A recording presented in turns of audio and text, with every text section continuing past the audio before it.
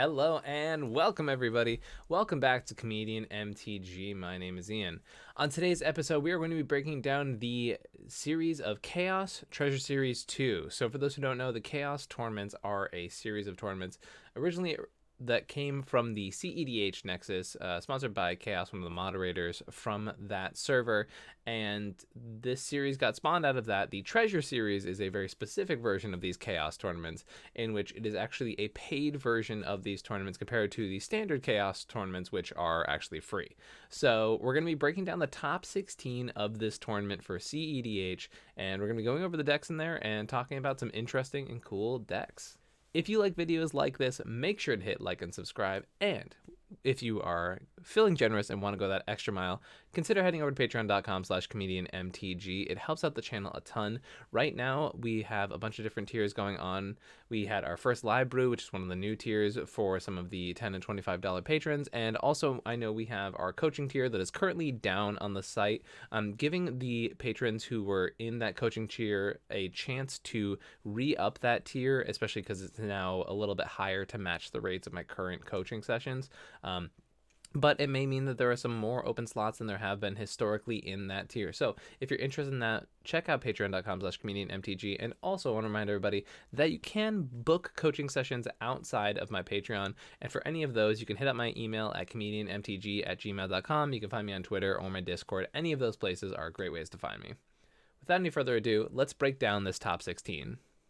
So we have Paper Tiger by Jamaican Dude. Jamaican, a player who has been playing this format for a considerable amount of time, rocking some ROG Silas today, and this is, we can always go down to do my classic check here. Oh, 23 lands. Man, this deck keeps getting greedier and greedier. I normally go for the 24 land check, but Jamaican Dude saying, heck, I don't even need a 24th land. Let's go down to 23 lands. 41 sources of mana in this deck. Well, I guess not all artifacts are mana sources. We got defense grid here, so like 40 sources of mana minus the Wish Claw too, 39.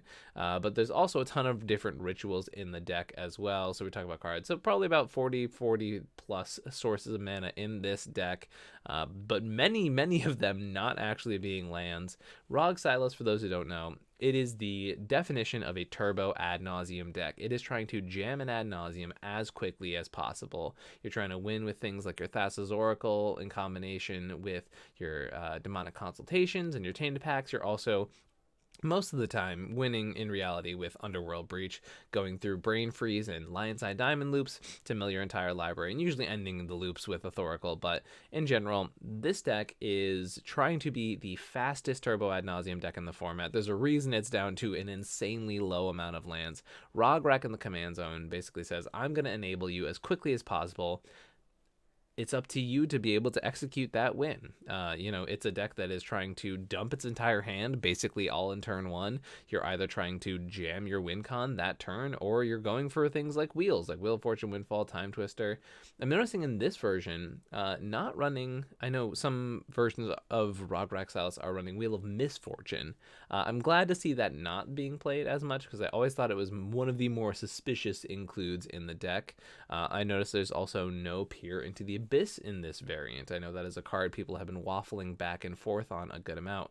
Also, no Bolas's Citadel in this version either. So this one really relying on basically like Necropotence, ad nauseum itself, and like actual Authorical win cons, and not a ton of ways to actually have that big mana payoff. This one also running Notion Thief and Narset, so having cards that are breaking parity on those wheel effects. Opposition Agent is not a card that I'm also used to seeing in this archetype. I know a lot of people who play this deck pretty religiously think it's not worth the slot, not worth the include. So all pretty interesting stuff.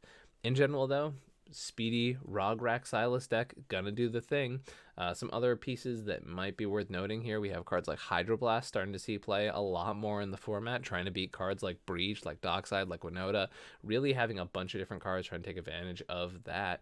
You have cards like Dramatic Reversal, which I know for a long time people were debating on whether this was good enough as a ritual, and clearly Jamaican deciding that it is. But congrats on Jamaican for the top 16, and we're gonna move on. We have Primal Niv by Phantom Legion. Shauna has been playing this deck pretty religiously for a good amount of time, has made some top 4s with it, some top 16s. Just someone who has their deck, loves playing this deck. It's a classic Niv Mizzet combo deck, right? It's very much a controlling archetype, having things like Nezahal and the, just as like another giant payoff for the deck. A Niv Classic and Spellskite. Dockside was one of the best things to ever happen to this archetype, just being able to make sure that you can actually cast your Niv a lot more efficiently. I know another huge boon to the deck is Jeweled Lotus. So this card was just very, very good for this deck. But as we go through here, you'll see like 39 instants in this deck on top of 5 sorceries, so 44 instants and sorceries in this archetype. You're just trying to cast a lot of these cards and draw off of your Niv Mizzet, doing a lot of stuff with that. 31 lands in this archetype, and then obviously you're going to try and win with your Curiosities, your Ophidian Eyes, and your Tandem Lookouts, which are up here in the creatures, and these are all 1-card win conditions with your commander, and they basically just turn around the corner and try and win the game. I like Archmage Emeritus as an include in this deck, basically being your backup Niv Mizzet for when your commander is not able to be accessed. So really cool stuff here. I mentioned last time I looked at this archetype, it's really impressive that this deck can keep winning without really a backup win condition, but Niv clearly doing its thing and putting up not only 1 but 2 top 16s in this tournament, but we'll talk about the other one in a little bit. This is Dawnwaker Pacemaker by Poncho. This is super cool for me personally because Poncho is one of my patrons in the coaching tier, and they are someone who I've, had several sessions with, and a patron of the show, and someone who I have talked to about this deck specifically. We talked about, specific slots in the list, adding the new Invasion of Ikoria and Fairy Mastermind. Those were obviously the March of Machines set, because the pre-release happened on the week of Chaos. It was legal during this time, and it's a proxy-friendly tournament, so people didn't have trouble really getting these new cards, right? But this is Dawnwaker Thrasios, the list, my first big cEDH list, and it's a list with a few adjustments to it. Playing cards like Winds of Abandon, which is really interesting. I noticed, and I've talked about this a couple times with some other Dawnwaker pilots, that sometimes you just want another board wipe apart from Cyclonic Rift to be able to deal with what your opponents are doing, especially with decks like Winota in the format. You really need certain answers to be able to handle that deck. So Wind's really able to put in some work there. But apart from that, not a huge amount of differences from my primer list. Smothering Tithe, we were actually just talking about this before I started recording, but Padre was telling me that basically no one ever pays for Smothering Tithe, which is awesome, because I was hoping that this was a card that would be well positioned in the deck, so I'm kind of looking to slot this in somewhere in my version as well. But congrats to Poncho. Once again, I love seeing patrons do well, especially after they receive coaching sessions, and it's super cool to see them put up this top 16, especially with one of my favorite decks. Love when Dawnwaker does well, and it's been on a bit of a tear lately. Especially cool to see the new cards in this archetype for the set that literally just came out, so really cool stuff. We have another deck I'm a big fan of. We have a Paco and Haldan, which has not put up a top result in a really long time. And honestly, like, huge ups to Herix33 for putting up this result, because I noticed whenever I would play Paco and Haldan in a tournament setting, you get dunked on pretty hard by a lot of people. Like, it's really good against like other mid-range decks, but anytime there's like faster decks in the format, or there's a lot of creature removal flying around, people just target Paco really, really aggressively. This version is running Neoform effects and things like that, Eldritch Evolution and Neoform, to be able to turn your Paco into a Consecrated Sphinx and a Niv Perun, which is not something I'm used to in this archetype. I know people in the Discord were talking about this variation a while ago, so it's really cool to see a lot of people's planning go into effect. I've always been in the camp of like, I don't want to sacrifice my card advantage engine, my Paco, for that reason, but clearly diving into that archetype, this variation really paying off by having these really big creatures that are able to grant you a ton of card advantage when you get them and cheat them onto the battlefield. And also, like, there's nothing to say, because this deck plays so many ways to get mana sources, it doesn't say like you eventually can't draw into these cards and just have them as natural draws, right? Playing Wheels, which is another thing that I've been tending to lean off of in Paco and Haldan, just because I don't like refilling my opponent's hands. But once again, a bunch of different ways of, things that I have been traditionally not a huge fan of in this archetype, and paying off really well here. For those who don't know, Paco and Haldan tends to win with things like Underworld Breach combos, or specifically, being able to take a bunch of extra turns and, having more and more Paco attacks. Every time you do an attack, you were able to take another turn, things like that, and gain a real ton of advantage. I've also noticed that this version is on Breach, but it's not on... it seems then... Oh, it is on Brain Freeze. Okay, I was confused there for a second. It is on Brain Freeze, so, you can win with the classic Breach combos, but then when you mill your entire deck, you can also set up your library so that you just, like, have a bunch of turns over and over again, and you're able to turn those turns into a win and actually just be able to kill your opponents while, breaching the majority of your library, milling your opponents out, just in case they have anything. Another good reason to also have wheels here is to be able to, like, leave a few cards left in your library, mill your opponents out, and then cast a wheel, killing your opponents. So seriously, congrats to Hurrix for the performance with this deck. It's a deck I really have enjoyed playing. It's still one of my paper decks that I have never taken apart, but it's just a deck that I didn't expect to do well, and congrats on them. Here's another one. Speaking of wild cards, this is base bred with Krark Silas. So I saw up here that this is a Krark deck, and I was like, okay, here we go, Krark Sakashima again, but it was not that. So this is a Krark deck, right? So it does the classic Krark thing where you're trying to, like, cast a bunch of different spells and things like that, having Underworld Breach as win conditions, I believe having Thorical combos as win conditions, but trying to do a little bit more of a hard mode Manual Storm. You have your Harmonic Prodigy, which kind of acts like a Sakashima for certain matchups. Tavern Scoundrel gets you a bunch of treasures for your flips, but this version running way less like copy or Krark effects, and just leaning into just a lot of the, hey, black gives you a bunch of really good cards to play. If you notice here, there's also, like, no ad nauseum, which is really interesting. Obviously it's hard to resolve at ad nauseum when you have Krark in play, but there's no real other payoffs for, like, a bunch of this mana. And a lot of really interesting cards here, like this cantrips like Cremate. There's a bunch of rituals for a deck that, it has a lot of black, but isn't running, like, payoffs, as I mentioned, like Necropotence or like Peer in the Abyss or Bolas' Citadel. Like, none of those options seem to be here.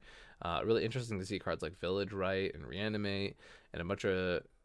I've never seen Disrupt actually see play counter instant or sorcery, unless they pay one and draw a card. Really cool stuff here. Obviously, like, you can do a lot of cute stuff with, like, copying Krark triggers and things like that with that card.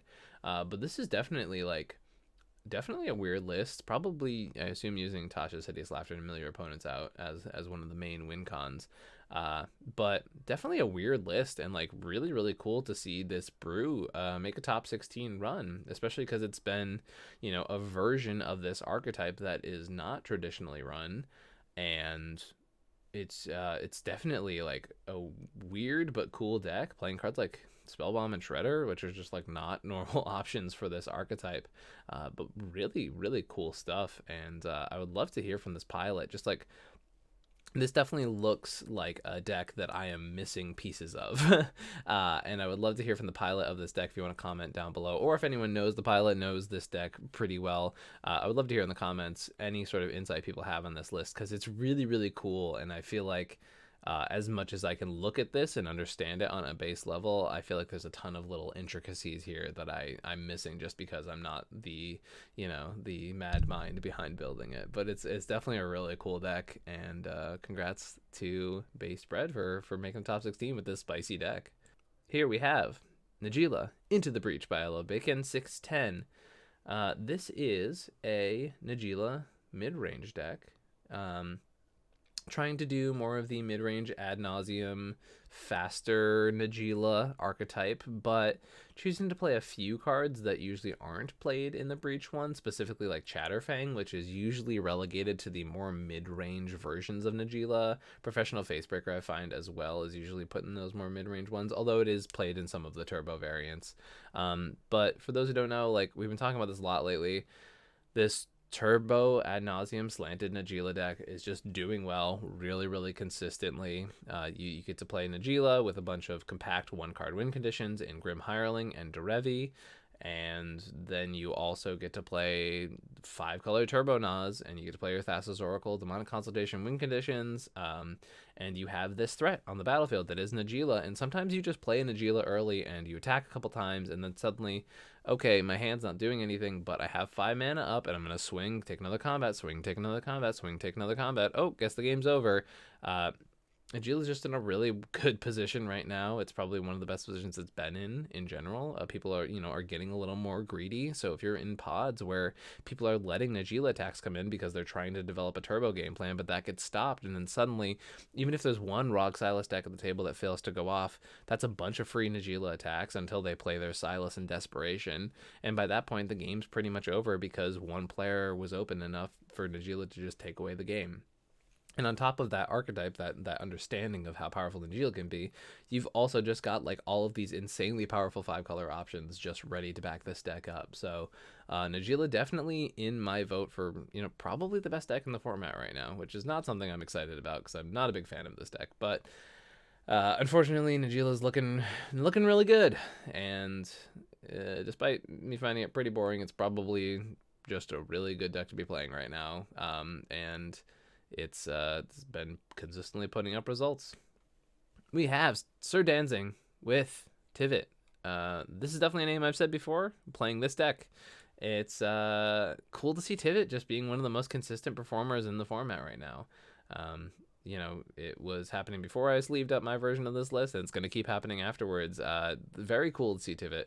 It's an archetype I truly just adore the heck out of. But Tivit's great. Fairy Mastermind, new addition to the deck. This version, running the manufacturer lines, I find those a little too greedy in a Dockside world, but honestly, all the power to you for playing them. But this is, and Arcane Denial, which is definitely not a card I'm used to seeing nowadays. Really interesting stuff. But apart from that, most of the deck is just classic doing the Tivit thing, trying to get your time sieve, win the game. Blind Obedience, I think, is a really good inclusion in the deck, especially as I mentioned, talking about feeding the hell out of Dockside. At least this gives you an extra turn, so hey, all that Dockside treasure is coming down the next turn, everybody. Like, it's time to start working together, or else we lose the game. It's, artifacts are extremely explosive in this format, so definitely good to be able to get ahead of the curve on those. But apart from that, it is, classic Tivit stuff, playing Thoracle win cons, playing your Time Sieve combos, you get your Displacer Kitten plus Teferi combos, a lot of really good stuff. It's sort of like the most Espery mid-range control deck we have in the format, and Tivit's just putting up result after result. It's a deck I have a big fondness for. I've taken it to 2 major tournaments so far in the past year, and it's a deck that I will be playing again. It's a deck that I'm definitely not de-sleeving anytime soon. It's really consistently putting up results and turning out to be like one of the most consistent performers in the format right now. There's a few decks that like keep showing up tournament after tournament, decks like Rocco, decks like this one. So, there's certain archetypes. New Capetta was very, very good for the cEDH format, putting up some really consistent decks. Dargo Thrasios, combo midrange by Freedom Waffle. Freedom Waffle, the winner of the most recent Mox Masters tournament. Thrasios Dargo here again, putting up top 16 with this deck, not taking down the whole thing, but still doing very well with this archetype. Once again, you can use your Dargo in the command zone to do a bunch of different stuff. You can Neoform into a Tidespot Tyrant, which is sort of the initial concept why people started looking into this variation. But you can also do stuff where you get a sacrifice outlet like your Phyrexian Altar, and you can start doing things like recasting your Dargo over and over again from the command zone, having cards like Savala as a payoff to draw your entire deck, or Bergi to be able to, generate infinite red mana, and then you pump that into a Thrasios and you just win the game.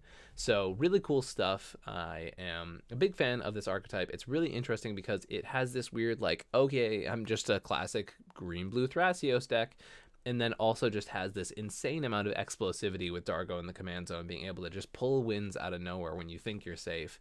So it's a really cool archetype. People have been starting to do really well with it lately. I think it was a really underestimated archetype for a really long time, and just printing of some cards helped it really do its thing. I think Relic of Legends was secretly one of the best cards for this archetype that not many people talk about, but it's really huge for being able to clean up a lot of the Dargo combos. And I've noticed, post this card being printed, Dargo decks started doing really well again. It's okay, well, I can see a little bit of cause and effect there, right? So Dargo decks doing well, Happy to see this one do well again. It's a really, really fun list. I'm just a big fan of Thrasios plus Dargo. I think it really adds a lot of variety to the games. You have your grindy mid-range games, you have your explosive Dargo games, and you just get to play a deck that I think is just really atypical compared to a lot of the play patterns in cEDH. So congrats to Freedom for being able to put up another top result for this deck. We have the other Niv Mizzet I was talking about. This is Tom MTG, who is a player who's been playing a lot of these Chaos events, a Nexus player for like a really long time. And they did a top 16 with 5-color Joda a little while ago. And I'm not really familiar with them as a Niv pilot, but here they are making a top 16 with this deck, making the top 8. This version, not running Narset, you'll notice right away, on the new Fairy Mastermind, playing a few different creatures than Shauna's list. I don't know that Shauna was playing the Treasonous Ogre. I know some lists for a while were playing Goblin Matron just to get your Dockside. You know, just another way to do that part of the combo for sure, super clean. A lot of cards really similar to Shauna's list that we were looking at earlier. You know, all the things I mentioned before, the 1-card win conditions with your commander in Curiosity, to Ophidian Eye and Tandem Lookout, and then this version playing things like Trinket Mage to be able to get your Jewel Lotus, still playing the Nezahal as like the backup commander payoff, and a lot of just blue-red interactive spells to be able to do a bunch of stuff on the stack and be able to draw a bunch of cards with your commander. So congrats to Tom on performance with this deck, and really interesting to see 2 Niv Mizzets in the top 16. That is, you know, gun to my head, what deck that's been showing up a decent amount is going to put up 2 results. Niv Mizzet is not what I would go in for. So congrats to Tom. This is a Tymna Tana Turbo Ad Nauseam red farm deck by Fervent Alchemist, also known as Kai. This is the deck I saw Kai play against me when I went to the recent Punt City 2. It was interesting. Didn't really do anything in that specific matchup, but we also lost to a very quick Ad Nauseam from Max's Florian deck. So this is a really unique turbo deck that's, you know, using the Tymna shell, but, you know, going with the Sands Black, down to 26 lands in this archetype, but also playing cards like Exploration, which is pretty spicy. This deck definitely has a lot of cards that are like, oh, okay, wow, this is a wild combination of cards. You know, playing cards like Children of Corliss, which I know has been one of those cards that a lot of people are like, oh, it's probably slept on in certain Ad Nauseam shells, but isn't talked about a ton. A bunch of different attackers for Tymna, things like Insult Annihilate to help you bin certain creatures, using Wither Bloom plus Chain of Smog as your, you know, Sands Blue Thassa's Oracle combo for this archetype. Grim Hireling, a bunch of different cards here that are going to take advantage of Tymna and Tana wanting to do a bunch of attacking in the command zone, and then a lot of just turbo Ad Nauseam stuff, right? You got your Calling Rituals, you got a bunch of different rituals here, like Jessica's Will, your Culling Luiks, your Dark Rituals, a bunch of different stuff. Not a ton of interaction to be able to deal with stuff, but definitely stuff to hit more permanence, things like, you know, your Abrupt Decay, your Soul Partition, your Nature's Claim. You get access to your Silence, your Orm's Chance, which are like the few things you get in the stack as far as this archetype and these colors. Trying to also win with things like Bolus of Citadel, Aetherflux Reservoir, and Sensei's Top. This deck is definitely, like, in my opinion, a bit more of like playing on hard mode. It's very much like, if you don't want to have the interaction of Blue Farm and you want to go for this more explosive turbo plan, but, you know, don't really want to, as I mentioned, like, do the mid-range Blue Farm thing, and instead of playing more interaction, you really just go for more of the all-in game plan. That's what this archetype screams to, as for me personally. I would always tend to lean more towards the Blue Farm if I was going to already be playing like a Tymna Ad Nauseam deck, but definitely a spicier version of an archetype that we are pretty used to at this point. So congrats to Kai. I don't know that Kai's put up a result like this in a little while. So congrats, Kai. This is awesome and a good achievement for you. And I know Kai has their own channel at the Fervent Alchemist, so feel free to go check that out as well. Here we have Memo, Speedy Nose Translation. Another top result by Memo on the same deck that Memo's been putting up results with over and over and over again. I'm not going to go too into this because Memo has been just absolutely killing it with this deck. We also just talked about this deck moments ago. This is the Ad Nauseam slanted more aggressive Najeela list, right? So we're doing the Underworld Breach thing. We have a bunch of different cards that dump a bunch of fast mana. We got our Adnaz, our Deflecting Swat, our Fierce Guardianship. All of that stuff is turned online super early in the game because of Najeela. A lot of efficient one-card combos with our Derevi, with our Grim Hireling. We've got our Thassa's Oracle plus Demonic Consultation, our Tainted Pact archetypes. This is just, once again, as I said moments ago, probably one of the best decks in the format right now. Super consistent results. Congrats to Memo for, sticking with the deck, doing well with it over and over again, performing very, very well with this archetype, and just continuing to do well with this deck. It's definitely one of the more consistent performances of any player we've had as far as late. So congrats to Memo. You're taking a deck that you're clearly comfortable with, and you're killing it. Here we have The Food Machine by Propaganda and Panda, with a bunch of numbers instead of letters. But this is a Rocco turbo deck. We're trying to jam Rocco really quickly, do a bunch of crazy stuff with Elishnorn and Preston, and a bunch of different stuff with for those who don't know, Preston is really solid with Rocco because any of the cards that are coming in off of Rocco get duplicated, right? So like you have a Preston on the battlefield and you have something like a Dockside, you're suddenly getting 2 Docksides off of your Preston. If you have Felidar Guardian, there's a bunch of wild stuff you can do where you can Preston, and then if you go get your Felidar, you can flicker your real Felidar, and then it makes a copy of something, and then you basically generate infinite mana, you get infinite ETBs, a bunch of crazy stuff like that. Elishnorn was a huge pickup for the Rocco archetype. It's been one of the cards that has really made this deck pop off, not that it wasn't already doing well as it was. It's one of the most consistent decks in the format right now, so Rocco being able to get even more pieces is super cool for the deck. You can win with cards like Temur Sabertooth combos with your commander, generating a bunch of mana with Dockside, and then being able to cast Rocco, get any creature you want from the deck. You also have your Squee plus your Food Chain to be able to, generate infinite creature casts, infinite creature mana, and be able to go from there. This one's playing Meticulous Excavation, not Merciless.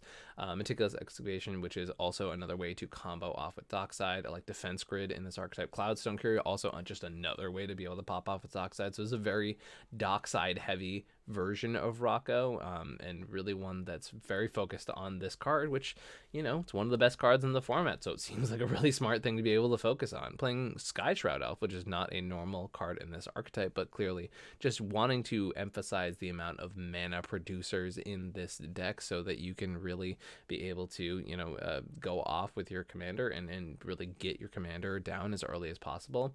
This version is running Dual Caster Twin Flame, which is not something I'm used to seeing in Rocco, and I'm very interested in that. Maybe it's just like I'm already going to play Twin Flame for Dockside combos and might as well play Dual Caster.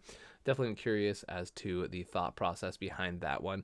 But this is a really enter the battlefield heavy version of this deck. Very interesting stuff. I also like Perforos as an include here specifically to be able to win the game post combat. I know a lot of the times with certain Rocco decks, if you're after combat, you can't really do your generating infinite mana stuff and be able to actually turn the corner and win the game. So this version just saying like, hey, I'm going to play a Perforos. Sometimes it's going to do a bunch of damage to my opponents, and then other times it's just going to ensure that I can win the game post combat. So really clean way of doing that.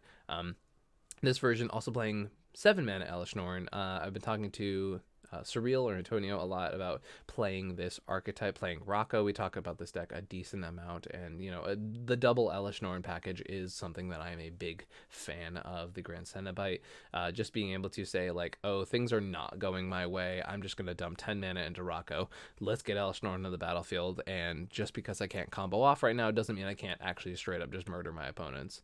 Another spicy include here that I'm not used to seeing is Tooth and Nail, which is just not a card I'm used to in cEDH a lot. Very interesting to hear the thought process on why Tooth and Nail makes the include. I feel like there's just like a lot of better cards in this slot for me personally, so I'm very interested in hearing if the pilot has any say in that. Calamity's Wake, not a card being played a ton, which is really interesting. It's also really cool because Calamity's Wake, specifically in Rocco, is kind of nice because you can silence your opponents from non-creatures and then be able to go off with your creature combos because you really don't care about playing non-creatures when you're in your combo turn. So congrats to our pilot here, Propaganda Panda. And congrats on this performance. Congrats on yet another Rocco performance. One of those decks, as I mentioned earlier, consistently putting up results over and over again. It's a deck to pay attention to, and it's a deck that consistently does really well in the format. So congrats.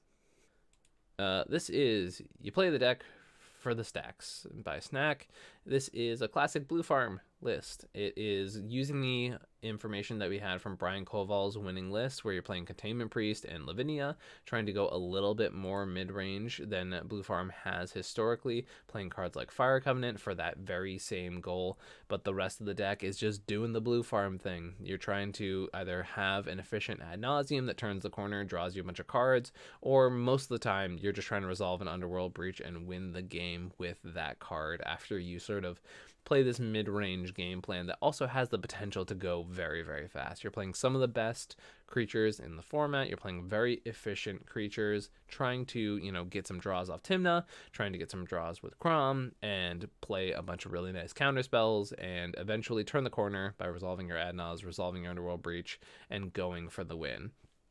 Just a classic proven archetype at this point. Many people argue one of the best decks in the format, and just putting up another result here. We have Tremnek also here with a blue farm deck.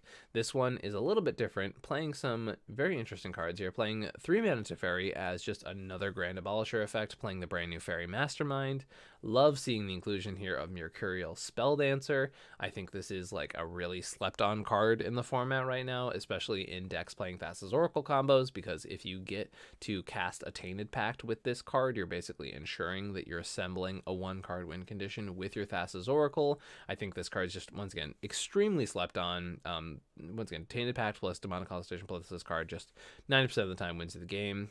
Some tech that I haven't seen in a while, but I'm still a big fan of, Zisi's Faithful. Usually you can grab it off a Ranger Captain of Eos, and it's a bounce effect that is a creature, so it gets around things like Deafening Silence, stuff like that.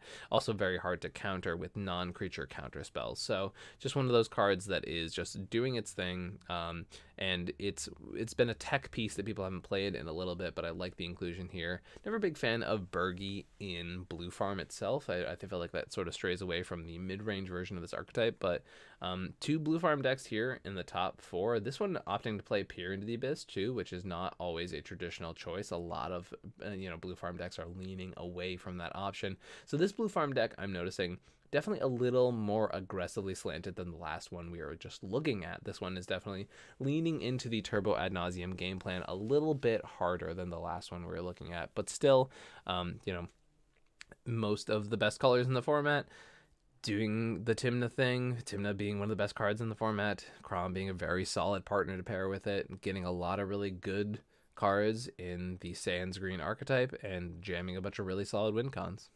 So we have a top 4 by Tayam here. So as we mentioned, Tayam's been on a bit of a kick lately, doing really, really well. It's an archetype that, once again, I talked about being kind of a sleeper, and now it's just doing well over and over again, which makes me really happy because I love being able to call a shot like that. Tyvar, really good for the Sisay decks in the format, really good for the Tayam decks in the format.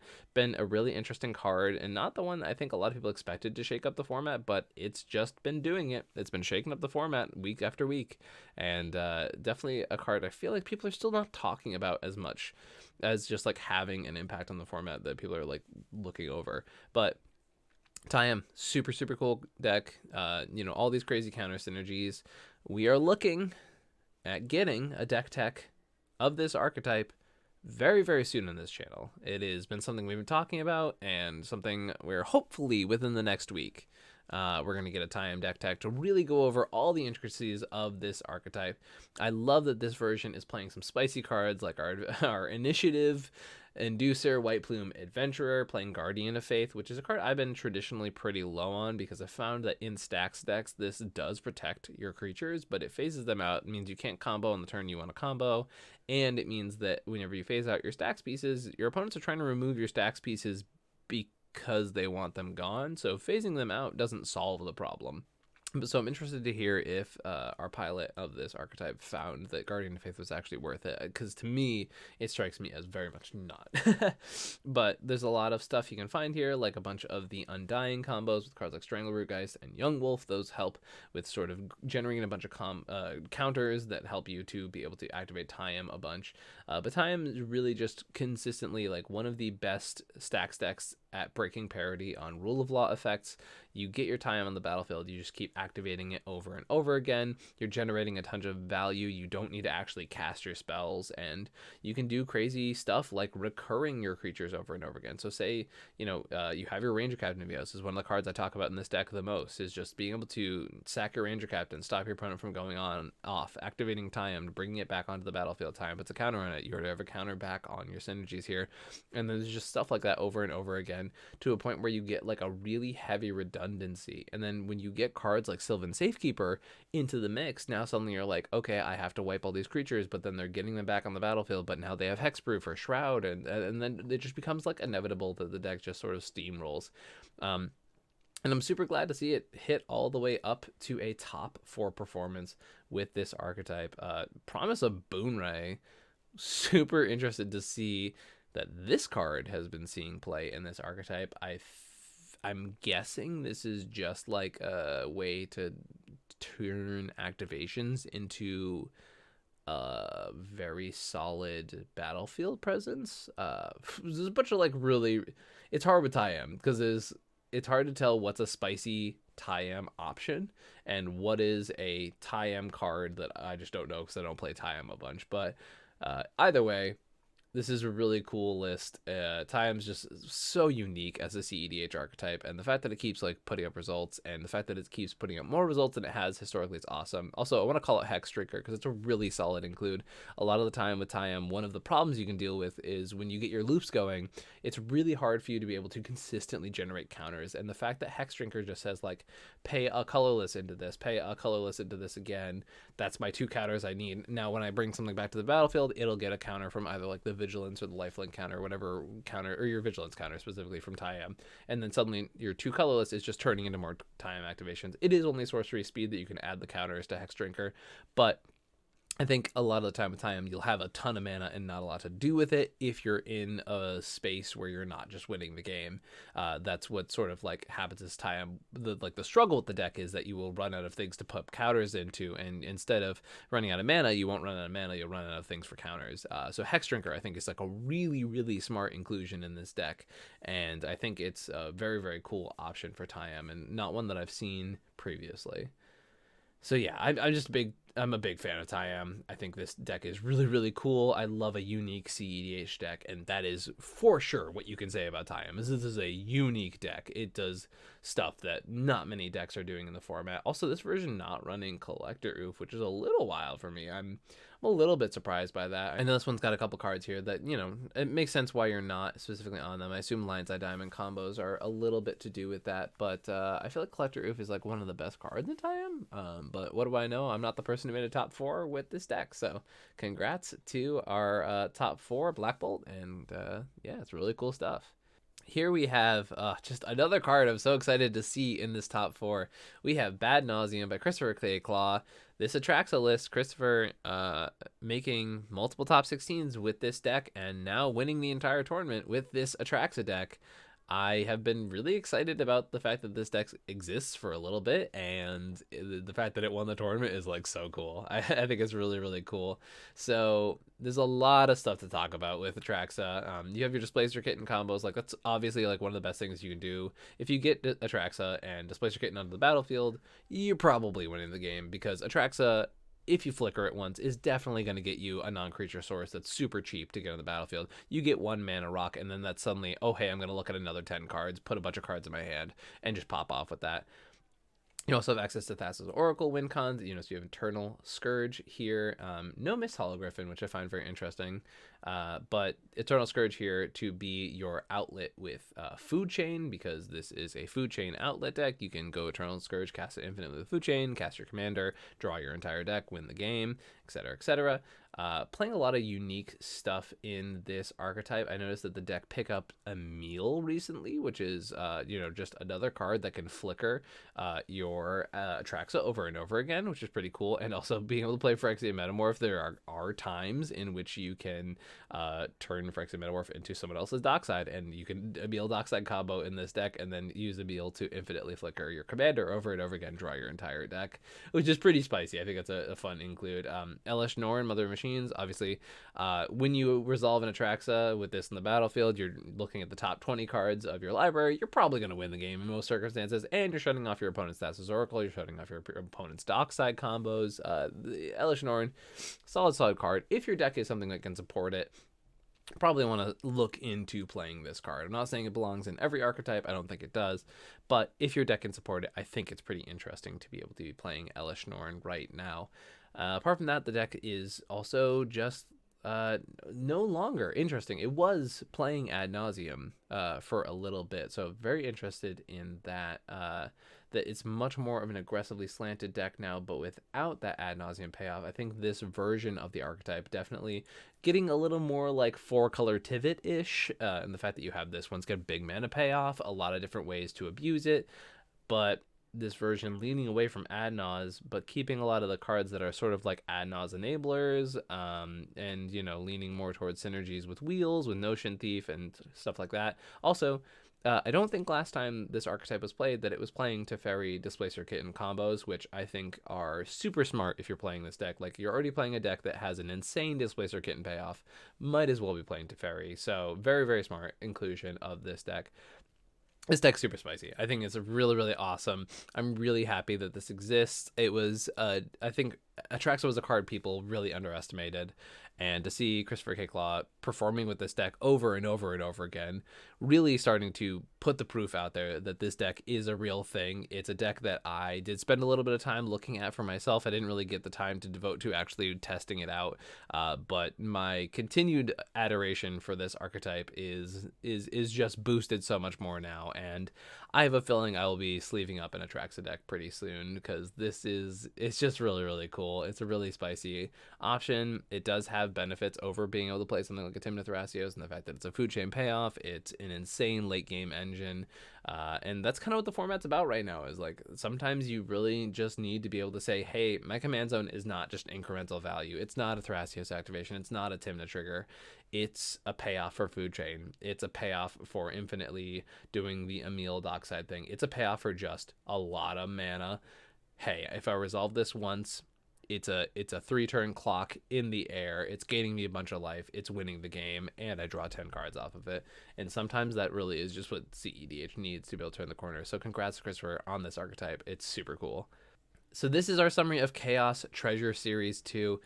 Thank you all for joining me on this episode. This was a really fun one to break down. You know, there's definitely some decks that we're used to seeing in this breakdown, and then there's a bunch of stuff here that's like really solid decks, really spicy decks. Some decks that I have been personally like, man, I really hope these decks keep winning, and they're doing it, and it's really cool. I definitely was not expecting to see 2 Niv Mizzets in the top 16. A lot of really cool stuff here.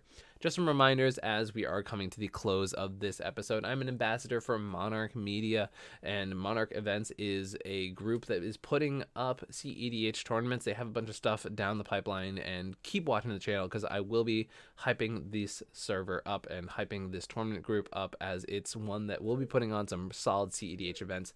The description down below has a bunch of their links, so there's some tournaments coming up, but nothing officially announced as of yet. You want to check out their website, keep it bookmarked, keep an eye out for those tournaments. We are also an affiliate of Dragonshield. I love Dragonshield sleeves, and I'm so happy to be working with them. They sent a bunch of sleeves out, and I definitely want to start doing some giveaways with that. I haven't set those up quite yet. Speaking of things I haven't set up quite yet, the coaching Patreon, as I mentioned at the start of this episode, is still being reworked.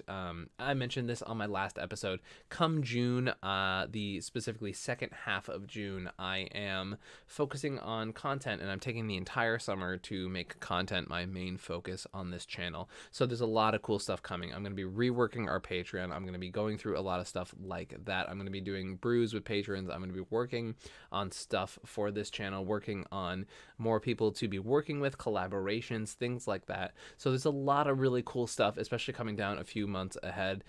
So keep watching this channel. There's a lot of really great stuff coming on, and I'm collaborating with more people. I'm working with more people, and I have some stuff coming down that I can't quite talk about yet, but let's just say there's some really exciting stuff even coming before that June transition to content full-time. I have a lot of really cool stuff coming for you guys, and if you enjoy cEDH content like this, it helps a ton with people looking at the channel, things like that, to hit like and subscribe. It lets YouTube know that this is the stuff you guys enjoy.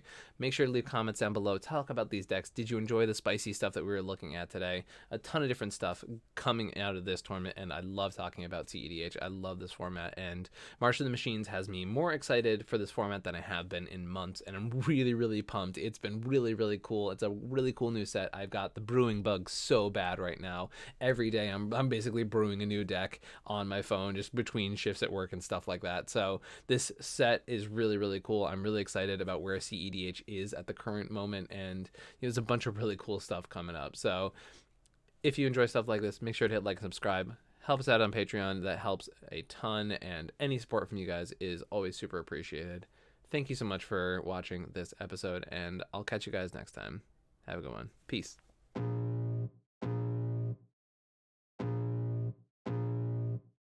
I can feel the blood creeping up from the heathens. Got will, got fight, got pride, got reason. If they wanna go eat, then you know I'm gonna feed them. If you're coming for me, hope you're ready for a demon. I got eyes in the back of my head, I'm seeing. Take me for granted and you know I'm leaving. I'ma take what's mine with the webs I'm weaving.